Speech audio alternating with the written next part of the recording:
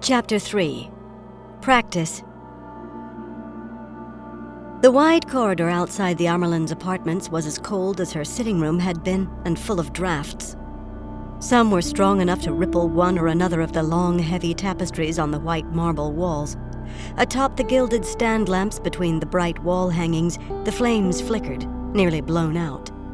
The novices would be at their breakfast at this hour, and likely most of the other accepted, too. For the moment, the hallways were empty, save for Swan and Moiraine. They walked along the blue runner, half the width of the corridor, taking advantage of the small protection the carpet gave from the chill of the floor tiles, a repeating pattern in the colors of all 7 Ajahs. Moiraine was too stunned to speak. The faint sound of the trumpets still sounding barely registered on her. They turned the corner into a hallway where the floor tiles were white, the runner green. To their right, another wide, tapestry-hung corridor lined with stand lamps spiraled gently upward toward the Ajah's quarters, the visible portion floored in blue and yellow, with a runner patterned in gray and brown and red. Inside each Ajah's quarters, the Ajah's own color predominated, and some others might be missing altogether. But in the communal areas of the tower, the colors of all the Ajahs were used in equal proportion. Irrelevant thoughts drifted through her head. Why equal when some Ajahs were larger than others? Had they once been the same size? How could that have been achieved? A newly raised Aes Sedai chose her Ajah freely, yet each Ajah had quarters of the same size. Irrelevant thoughts were better than... "Do you want breakfast?" Swan said. Moiraine gave a small start of surprise. Breakfast? "I could not swallow a bite, Swan." The other woman shrugged. "I have no appetite myself. I just thought I'd keep you company if you wanted something." "I am going back to my room and try to get a little sleep, if I can settle myself. I have a novice class in 2 hours. And likely more classes to teach today, if the sisters did not start returning soon. Novices could not miss classes for little things like battles or... She did not want to think about the or. She would miss lessons too, if the Aes Sedai failed to return. Accepted studied on their own for the most part, but she had a private class scheduled with Mylan Sedai and another with Larella Sedai. "Sleep would be wasting time we don't have," Swan said firmly. "We'll practice for the testing. We might have almost a month, but it could be tomorrow just as easily." "We cannot be sure we will be tested anytime soon. Marianne just said she thought we were close." Swan snorted, loudly. While she was still a novice, the sisters had cleaned up her language, which had been strongly redolent of the docks and often rough with it, but they still had not managed to smooth away all the edges of her, which was just as well. Rough edges were a part of Swan. "When Marianne says someone is close, she tests within the month, and you know it, Moiraine. We'll practice." Moiraine sighed. She did not really believe she could sleep, not now, but she doubted she could concentrate very well either. Practice took concentration. "Oh, all right, Swan." The second surprise, after their friendship, had been the realization that between them, the fisherman's daughter led and the noblewoman followed. Of course, rank in the outside world carried no rights inside the tower. There had been 2 daughters of beggars who rose to be Amerlin's seat, as well as daughters of merchants and farmers and craftsfolk, including 3 daughters of cobblers, but only 1 daughter of a ruler. Besides, Moiraine had been taught to judge people's capabilities long before she left home. In the Sun Palace especially, you began learning that as soon as you were old enough to walk. Swan had been born to lead. It felt surprisingly natural to follow where Swan led. "I wager you will be in the hall of the tower by the time you have worn the shawl 100 years, and Amerlin before 50 more," she said, not for the first time. It brought the same reaction it always did. "Don't ill-wish me," Swan said with a scowl. "I intend to see the world. Maybe parts of it no other sister has seen. I used to watch the ships sail into Tyr full of silk and ivory from Shara, and I'd wonder if any of the crew had the nerve to sneak outside the trade ports. I would have." Her face matched Tamra's for determination. "Once my father took his boat all the way down river to the Sea of Storms, and I could hardly pull on the nets for staring south, wondering what lay beyond the horizon. I'll see it one day. And the Arith Ocean. Who knows what lies west of the Arith Ocean? Strange lands with strange customs. Maybe cities as great as Tar Valon, and mountains higher than the spine of the world. Just think about it, Moiraine. Just think." Moiraine suppressed a smile. Siuan was so fierce about her intended adventures, though she would never call them that. Adventures were what took place in stories and books, not in life, as Siuan would point out to anyone who used the word. Without a doubt, though, once she had the shawl, she would be off like an arrow leaving the bow. And then they might see one another twice in 10 years, if not longer. That brought a pang of sadness, but she did not doubt that her own predictions would come true as well. It did not take foretelling. No, that was thinking in the wrong direction. As they turned another corner and walked past a narrow marble staircase leading down, Siuan's scowl faded, and she began studying Moiraine in sidelong glances. The floor tiles here were a vivid green, the runner deep yellow, and the white walls were plain and bare. The stand lamps were not gilded in this part of the tower, which was used more by servants than sisters. "You're trying to change the subject, aren't you?" Siuan said abruptly. "Which subject?" Moiraine asked, half laughing. "Practice or breakfast?" "You know what subject, Moiraine. What do you think about it?" The bubble of laughter vanished. There was no need to ask what "it" was. Exactly the thing that she did not want to think about. "He is born again." She could hear Gitara's voice in her head. "The dragon takes his first breath." Her shiver had nothing to do with the cold this time. For more than 3,000 years, the world had waited on the prophecies of the dragon to be fulfilled, fearing them, yet knowing they told of the world's only hope. And now a boy-child was about to be born. Very soon, perhaps, by the way Gitara had spoken, to bring those prophecies to a conclusion. He would be born on the slopes of Dragon Mount, reborn where it was said the man he had once been had died. 3,000 years ago and more, the Dark One had almost broken free into the world of humankind and brought on the War of the Shadow, which had ended only with the breaking of the world. Everything had been destroyed. The very face of the earth changed, humanity reduced to ragged refugees. Centuries passed before the simple struggle for survival gave way to building cities and nations once more. That infant's birth meant the Dark One would break free again, for the child would be born to face the Dark One in Tarman Gaiden, the last battle. On him rested the fate of the world. The prophecies said he was the only chance. They did not say he would win. Maybe worse than the thought of his defeat, though, was the fact that he would channel saidin, the male half of the One Power. Moiraine did not shiver at that. She shuddered. saidin bore the Dark One's taint. Men still tried to channel from time to time. Some actually managed to teach themselves and survived learning without a teacher. No easy feat. Among women, only 1 in 4 survived trying to learn on their own. Some of those men caused wars, usually false dragons, men who claimed to be the dragon reborn, while others attempted to hide in ordinary lives. But unless they were caught and brought to Tar Valon to be gentled, cut off from the power forever, every one of them went mad. That could take years, or just months, yet it was inevitable. Madmen who could tap into the one power that turned the wheel of time and drove the universe. The histories were full of the horrors men like that had done. And the prophecies said that the Dragon Reborn would bring a new breaking of the world.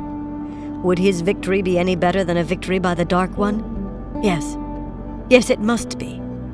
Even the breaking had left people alive to rebuild, eventually. The Dark One would leave only a charnel house. And in any case, prophecies did not turn aside for the wishes of accepted, not for the prayers of nations. "What I think is that the Amyrlin told us not to talk about it," she said. Siuan shook her head. She told us not to tell anyone else. Since we already know, it must be all right for us to talk about it between us."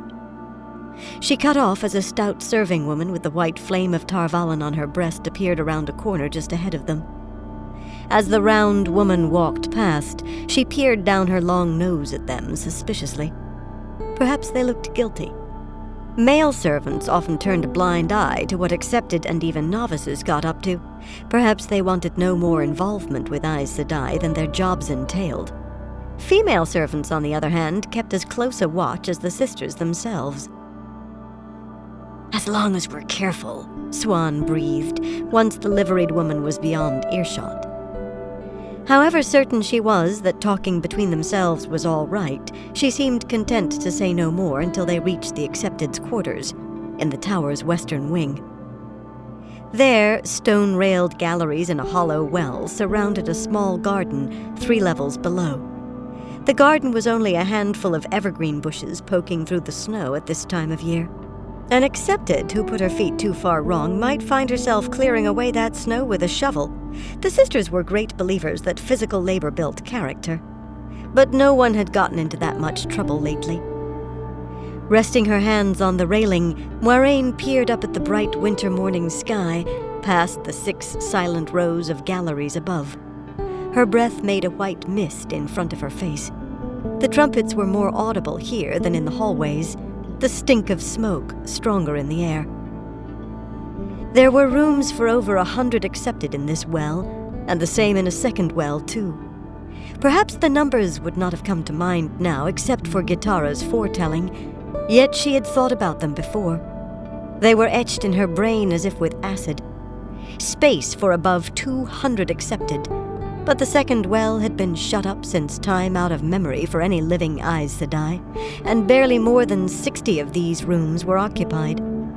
The novices' quarters also had 2 wells, with rooms for almost 400 girls, but one of these was long closed, too, and the other held under 100. She had read that once novices and Accepted had both been housed 2 to a room. Once, half the girls who were entered in the novice book had been tested for the ring. Fewer than 20 of the current novices would be allowed to. The tower had been built to house 3,000 sisters, but only 423 were in residence at the moment, with perhaps twice as many more scattered across the nations. Numbers that still burned like acid. No Aes Sedai would say it aloud, and she would never dare say it where a sister might hear, but the White Tower was failing. The tower was failing, and the last battle was coming. "You worry too much," Swan said gently. "My father used to say, 'Change what you can if it needs changing, but learn to live with what you can't change. You'll only get a sick stomach otherwise.' That was me, not my father." With another snort, she gave an overdone shiver and wrapped her arms around herself. "Can we get inside now? I'm freezing. My room is closest. Come on." Moiraine nodded. The tower taught its students to live with what they could not change, too. But some things were important enough to try, even if you were sure to fail. That had been one of her lessons as a child. Accepted's rooms were identical, except in detail, slightly wider at the back than at the door, with plain wall panels of dark wood. None of the furnishings were fine, or indeed anything a sister would have tolerated. There was a small square Tarabonner rug woven in faded blue and green stripes on Swan's floor, and the mirrored washstand in the corner held a chipped white pitcher sitting in the wash basin. Accepted were required to make do, unless something actually broke, and if it broke, they had best have a good explanation why. The small table with 3 leather-bound books stacked on it and the 2 ladder-back chairs could have come from a penniless farmer's house, but Swan's slept-in bed with its tumbled blankets was wide, like something from a moderately prosperous farmhouse. A small wardrobe completed the furnishings. Nothing was carved or ornamented in any way. When Moiraine had moved from the small, stark room of a novice, she had felt as if she were moving into a palace, though the chamber was half the size of any room in her apartments in the Sun Palace. Best of all, at the moment, was the fireplace of dressed gray stone. Today, any room with a fireplace would seem a palace, if she could stand near it. Swan hastily moved 3 pieces of split wood to the fire irons on the hearth. The wood box was almost empty. Serving men brought Aes Sedai their firewood, but Accepted had to carry theirs up themselves. Then grunted when she discovered that her efforts at banking the coals of last night's fire had failed. No doubt in a hurry to reach the Amerlin's chambers, she had not covered them with ashes well enough to stop them from burning out. A frown creased her forehead for a moment, and then Moiraine felt that small tingle again as the light of Saidar briefly surrounded the other woman. Any woman who could channel could feel another wielding the power if she was close enough, but the tingle was unusual. Women who spent a lot of time together in their training sometimes felt it, but the sensation was supposed to fade away over time. Hers and Swan's never had. Sometimes Moiraine thought it was a sign of how close their friendship was. When the glow winked out, the short lengths of log were burning merrily. Moiraine said nothing, but Swan gave her a look as if she had delivered a speech. "I was too cold to wait, Moiraine," she said defensively. "Besides, you must remember a Karen's lecture 2 weeks ago. You must know the rules to the letter," she quoted, "and live with them before you can know which rules you may break and when. That says right out that sometimes you can break the rules."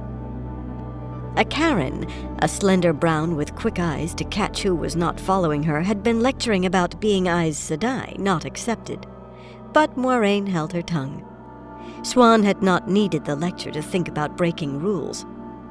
Oh, she never broke the major strictures. She never tried to run away or was disrespectful to a sister or anything of that sort, and she would never think of stealing.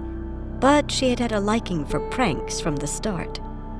Well, Moiraine did, too. Most Accepted did, at least now and then, and some novices as well. Playing jokes was a way to relieve the strain of constant study with few free days. Accepted had no chores beyond those necessary to keep themselves and their rooms tidy, unless they got into trouble at least, but they were expected to work hard at their studies, harder than novices dreamed of. Some relief was needed, or you would crack like an egg dropped on stone. Nothing she and Swan had done was malicious, of course. Washing a hated Accepted's shift with itch oak did not count.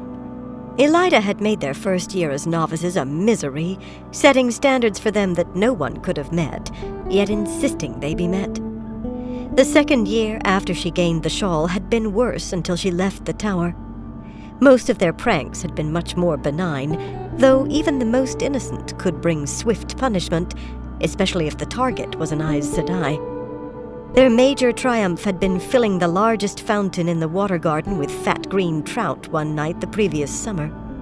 Major in part because of the difficulty, and in part because they had escaped discovery. A few sisters had directed suspicious looks at them, but luckily no one could prove they had done it. Luckily, asking them whether they had was simply not done with Accepted. Putting trout in the fountain might not have brought a visit to the Mistress of Novices' study, but leaving the tower grounds without permission in order to buy them, and worse, at night, surely would have. Moiraine hoped that Swan was not building up to a prank with this talk of breaking rules. She herself was too tired. They were bound to be caught. "Will you go first, or shall I?" she asked. Maybe the practice would take Swan's mind off getting into trouble. "You need the practice more. We'll concentrate on you this morning, and this afternoon, and tonight." Moiraine grimaced, but it was true. The test for the shawl consisted of creating 100 different weaves perfectly and in a precise order while under great stress, and it was necessary to display complete calm the entire time. Exactly what that stress would be they did not know, except that attempts would be made to distract them and to break their composure.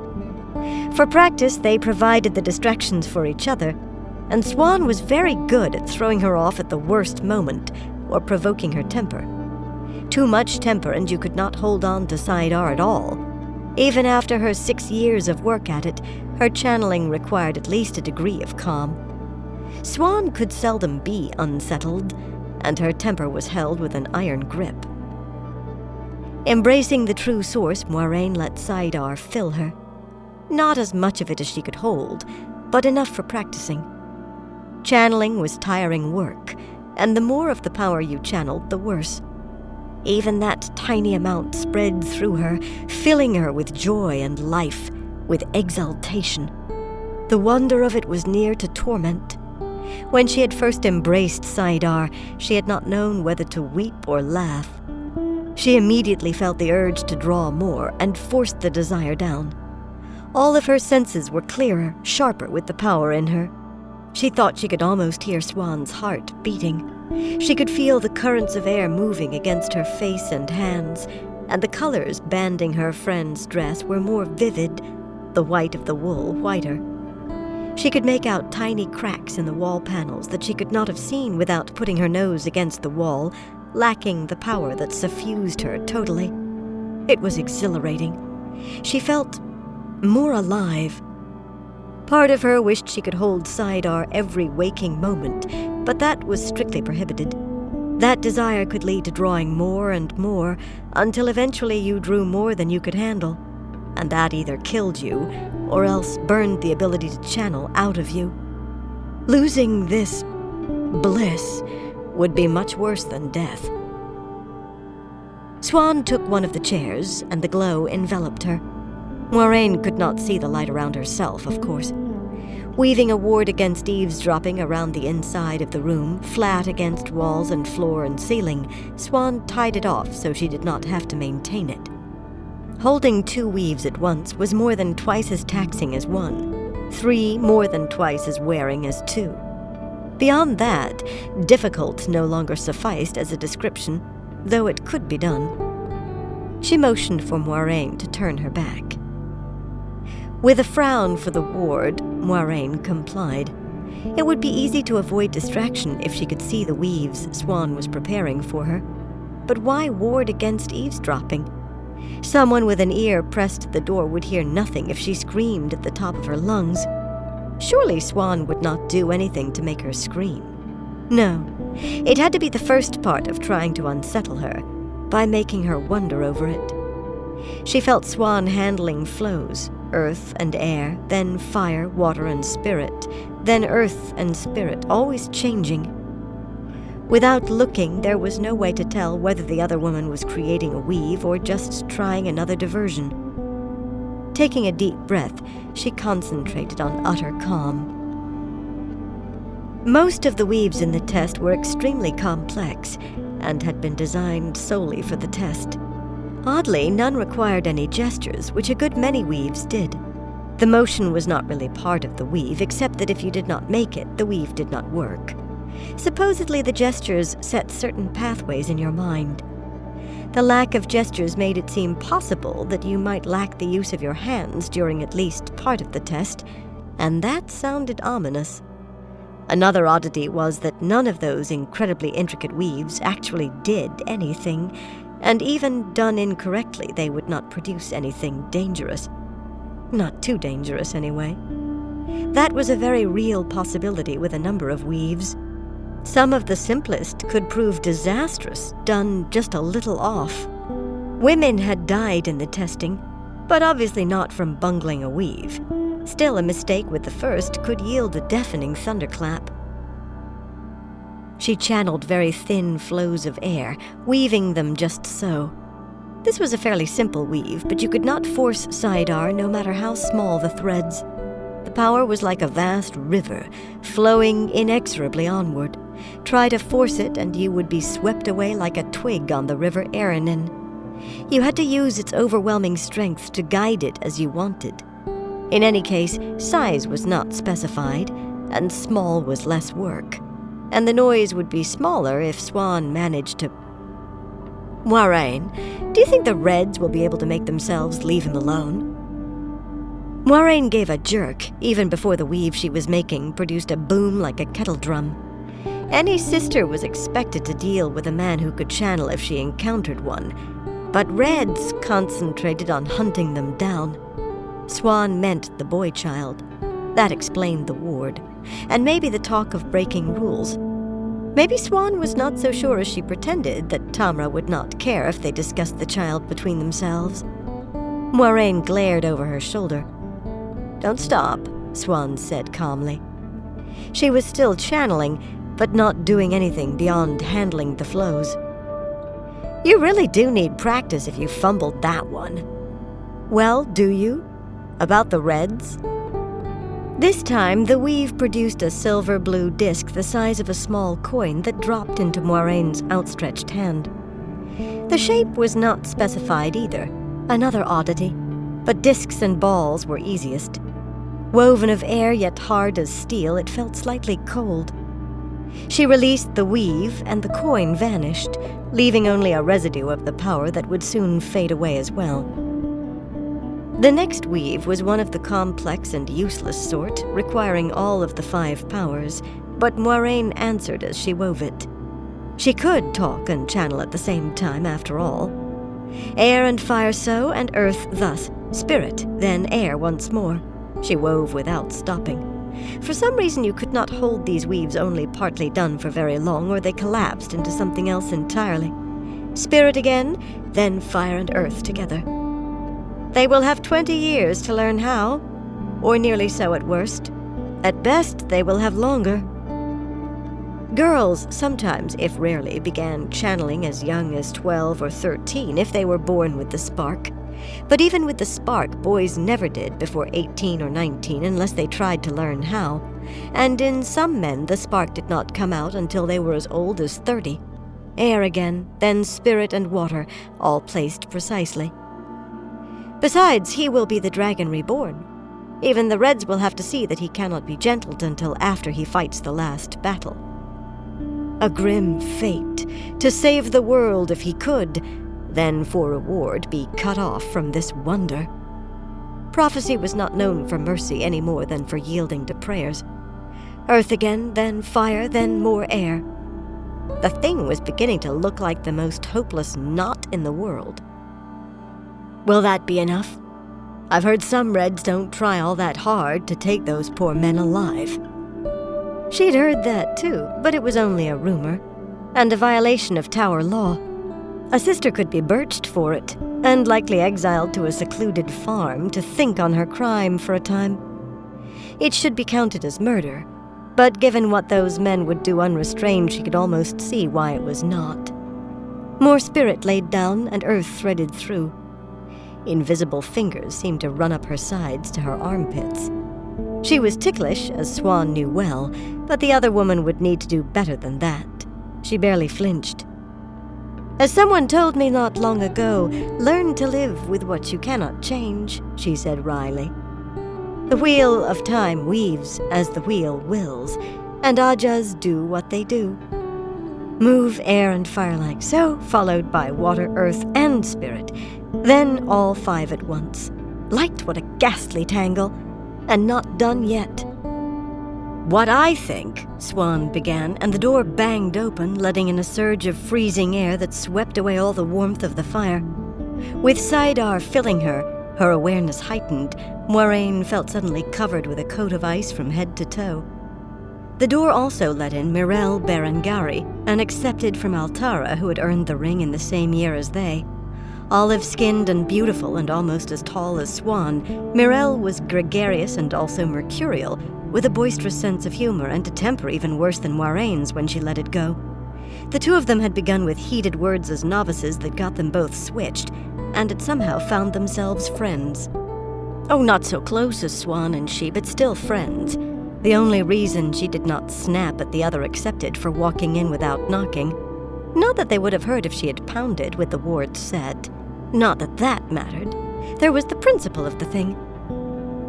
How long before the last battle, do you think? Mirel asked, shutting the door. She took in the half-completed weave in front of Moiraine and the ward around the room, and a grin appeared on her lips. Practicing for the test, I see. Have you been making her squeal, Swan? I can help if you like. I know a sure way to make her squeal like a piglet caught in a net.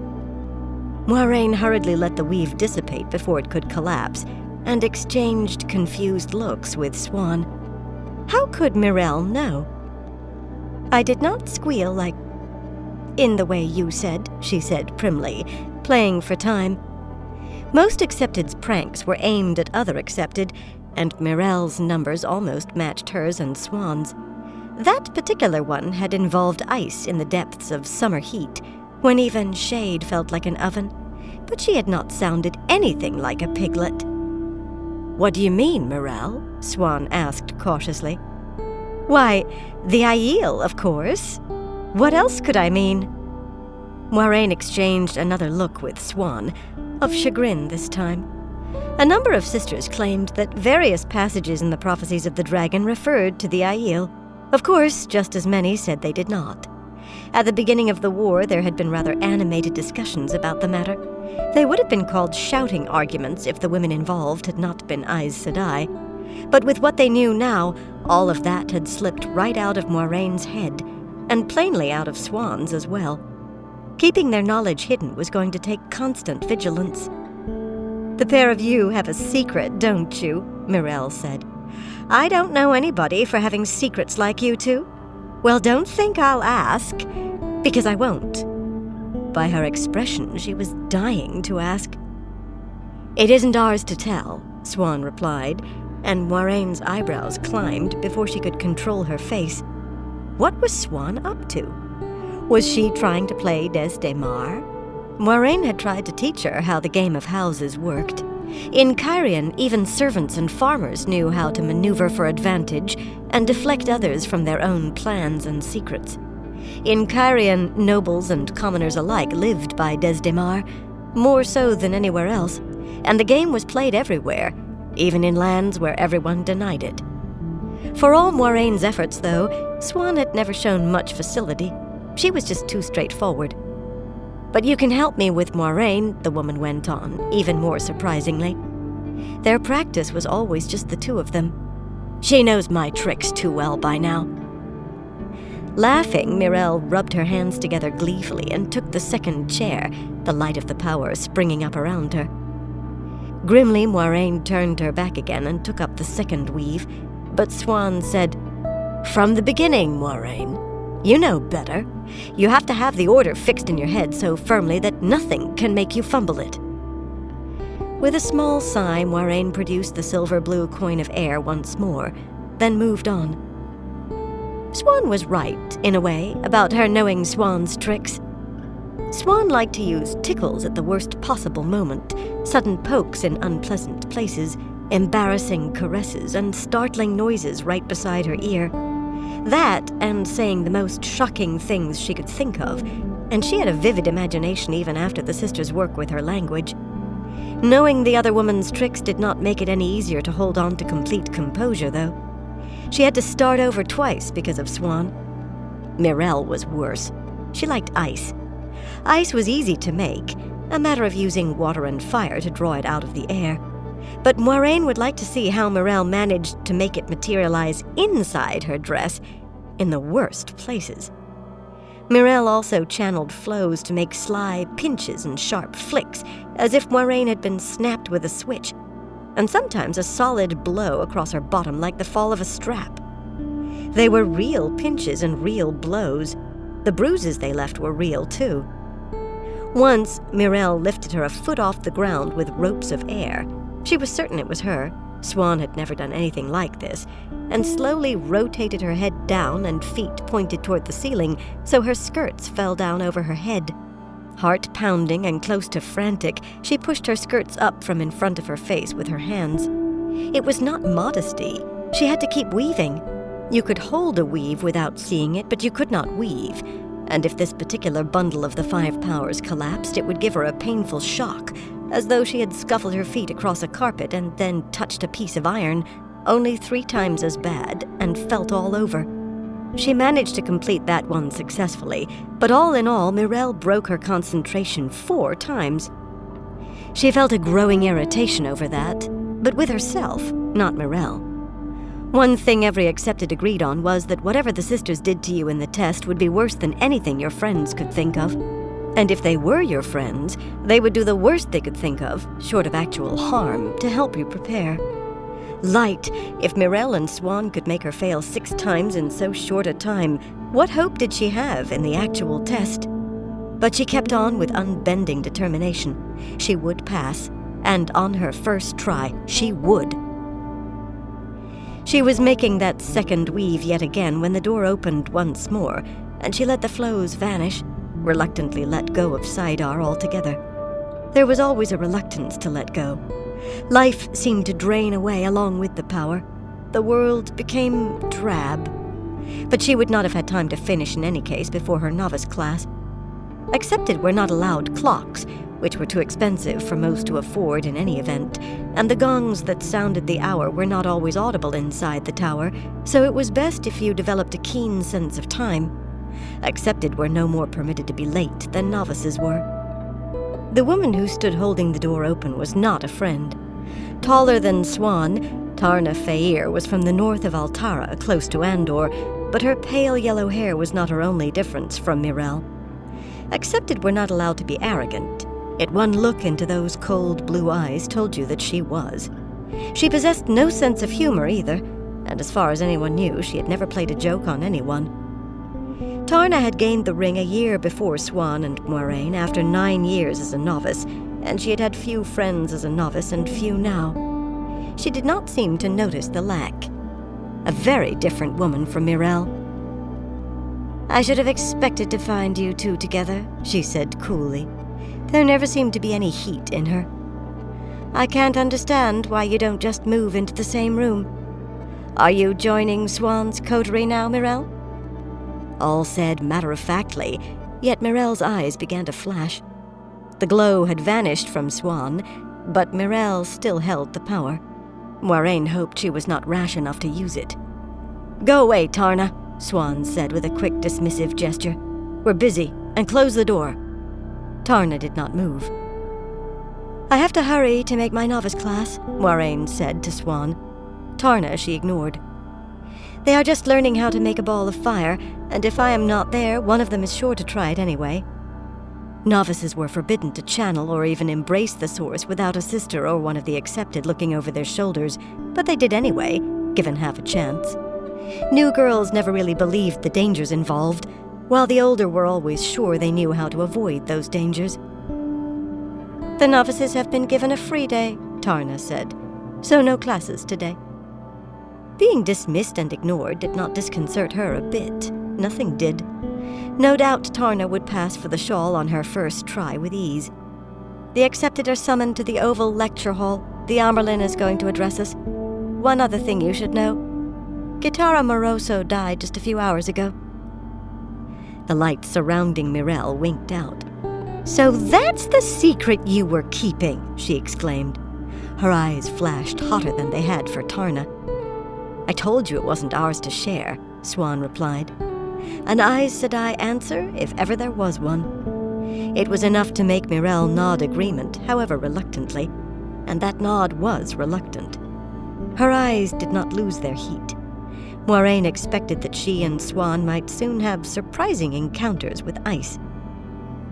Still holding the door open, was the woman immune to the cold like a sister?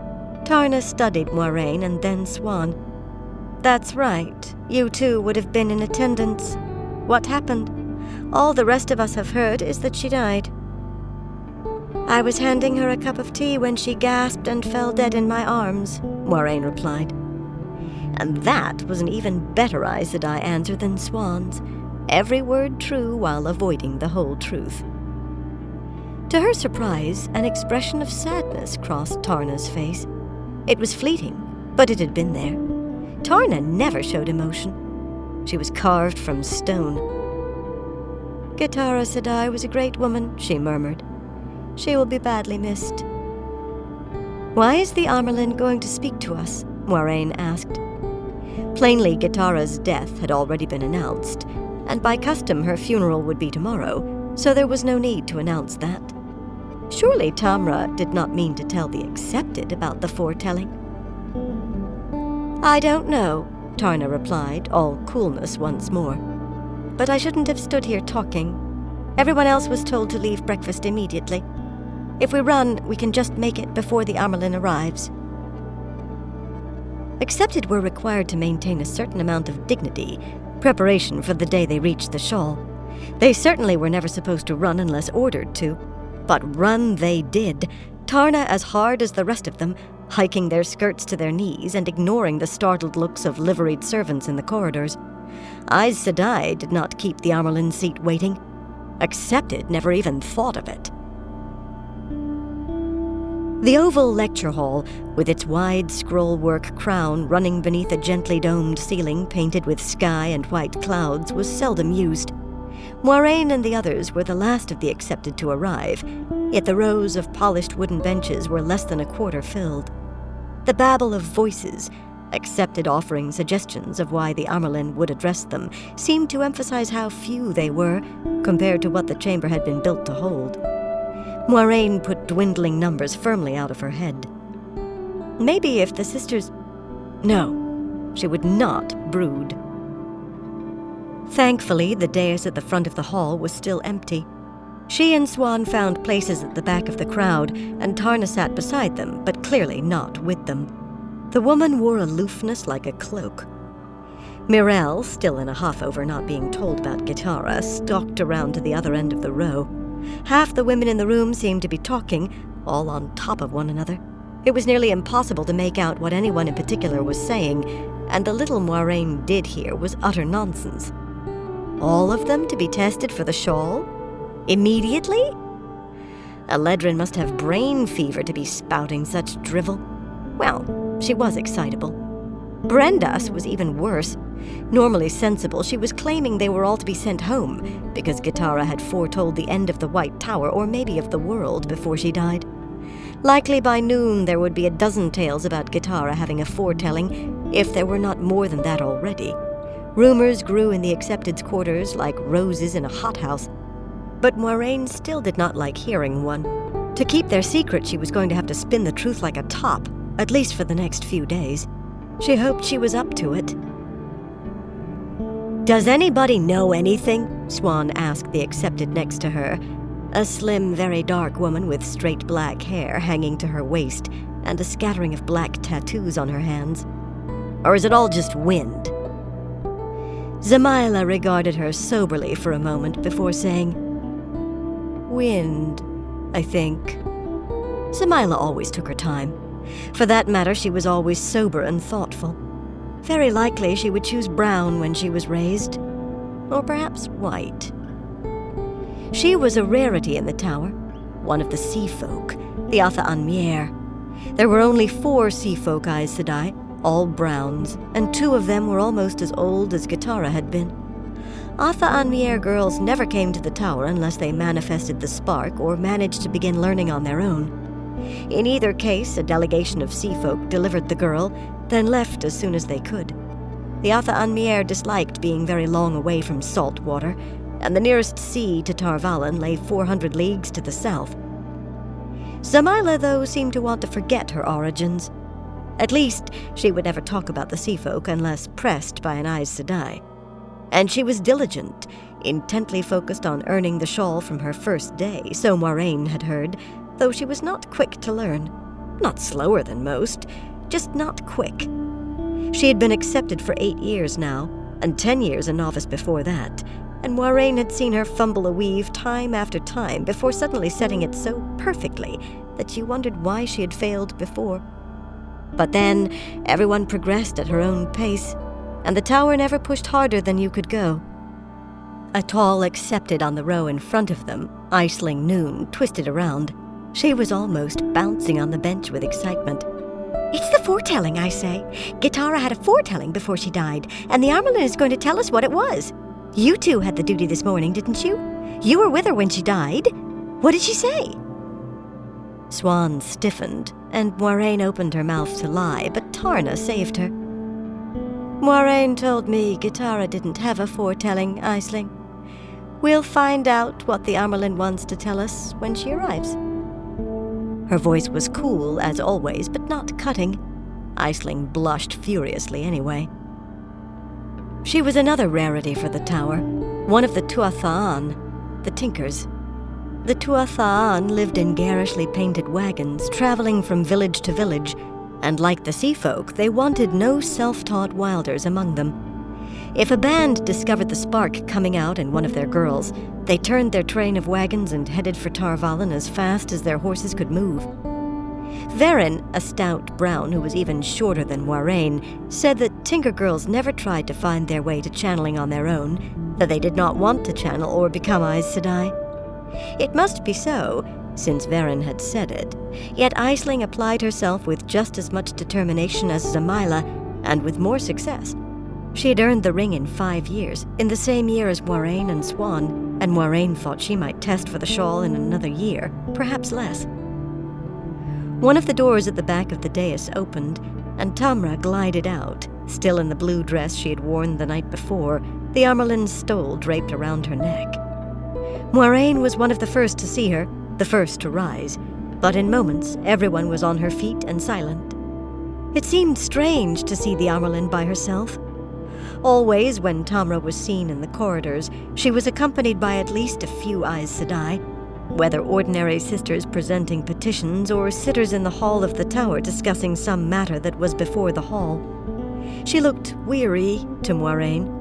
Oh, her back was straight, and her expression said she could walk through a wall if she took it in mind, but something about her eyes spoke of tiredness that had little to do with missing sleep. "In thanksgiving for the continued safety of Tar Valon," she said, her voice carrying easily to everyone, "I have decided the tower will give a bounty of 100 crowns in gold to every woman in the city who bore a child between the day the first soldiers arrived and the day the threat is ended. It is being announced on the streets even as I speak." Everyone knew better than to make a sound while the Amarlin was speaking, yet that brought a few murmurs, including one from Swan. Actually, hers was more of a grunt. She had never seen 10 gold crowns in one place, much less 100. 100 would buy a very large farm, or who knew how many fishing boats. Ignoring the break in the proprieties, Tamra continued without a pause. "As some of you may already know, an army is always accompanied by camp followers, sometimes more camp followers than there are soldiers. Many of these are craftsfolk an army needs, the armorers and fletchers, the blacksmiths and farriers and wagon wrights, but among them are soldiers' wives and other women. Since the army provided the shield to Tar Valon, I have decided to extend the bounty to those women also." Moiraine realized she was biting at her lower lip and made herself stop. It was a habit she was trying to break. There was certainly no point to letting anyone who saw you know that you were thinking furiously. At least now they knew what Tamra was after. She must believe the boy-child really would be born soon. But why, under the light, Tell accepted? "That threat might continue for some time," Tamra said. "Though I have reports this morning that the Aiel may be retreating, yet the situation appears safe enough to begin collecting names, at least in the camps closest to the city. To be fair to those women, we must begin as soon as possible before any of them leave. Some will, if the Aiel really are going. Many of the soldiers will follow the Aiel, soon to be joined by their camp followers, and other soldiers will return to their homes. No sisters have returned to the tower yet, so I am sending all of you to begin taking names. Since inevitably some women will slip away before you find them, you also will ask after those who gave birth and can't be found. Write down everything that might help locate them. Who the father is, from what town or village, what country, everything. You will each be accompanied by 4 tower guards to make sure no one troubles you." Moiraine almost choked trying to keep silent. Astonished gasps rose from women less successful than she. It was rare enough for Accepted to be allowed to leave the city, but without a sister? That was unheard of. With a small indulgent smile, Tamra paused to let order restore itself. She plainly knew she had startled them out of their wits. She also apparently heard something that Moiraine did not catch. As silence fell again, the Amarlin said, "If I hear that someone has used the power to defend herself, Alana, that someone will sit very tenderly after a visit to the Mistress of Novices." A few of the Accepted were still unsettled enough to giggle, and 1 or 2 laughed aloud. Alana was a shy woman at heart, but she worked hard at being fierce. She told anyone who would listen that she wanted to belong to the Green, the Battle Aja, and have a dozen warders. Only Greens bonded more than a single warder. None had that many warders, of course, but that was Alana, always exaggerating. Tamra slapped her palms together, quieting gigglers and laughers alike at a stroke. There were limits to her indulgence. "You will all take great care, and heed the soldiers escorting you." There were no smiles now. Her voice was firm. The Amerlin seat brooked no nonsense from rulers. She certainly would not from accepted. "The Aiel are not the only danger outside Tarvalin's walls. Some may think you are Aes Sedai, and you may let them so long as you aren't foolish enough to claim that you are." That deepened the stillness. Claiming to be Aes Sedai when you were not violated a Tower law that was enforced strictly, even against women who were not initiates of the Tower. But there are ruffians who will see only a youthful woman's face. Easy prey, they might think, if not for your escort. Better to remove temptation and avoid the problem altogether. And don't forget that there are children of the light in the army. A white cloak will know an accepted's dress when he sees one, and if he can safely put an arrow through her back, it will please him as much as if she were Aes Sedai. It hardly seemed possible the room could grow any quieter, yet it did. Moiraine thought she could have heard people breathing, except that no one seemed to be breathing. When an Aes Sedai went out into the world and vanished, as sometimes happened, the first thought was always the White Cloaks. The children called Aes Sedai Dark Friends, and claimed that touching the One Power was blasphemy punishable by death, a sentence they were all too willing to carry out. No one could understand why they had come to help defend Tarvalin. No one among the accepted, at least. The Amerlin ran her eyes slowly along the rows. At last she gave a nod, satisfied that her warning had sunk in. "Horses are being saddled for you at the West Stable. There will be food for midday in the saddlebags and everything else you will need. Now return to your rooms, put on stout shoes, and fetch your cloaks. It will be a long day for you and cold. Go in the light." It was a dismissal, and they offered curtsies almost as one, but as they began moving toward the door to the corridor, she added, as though it had just occurred to her, "Oh yes." The words jerked everyone to a halt. "When you record the woman's name, also put down the infant's name and sex, the day he or she was born, and exactly where. The Tower's records must be complete in this matter. You may go."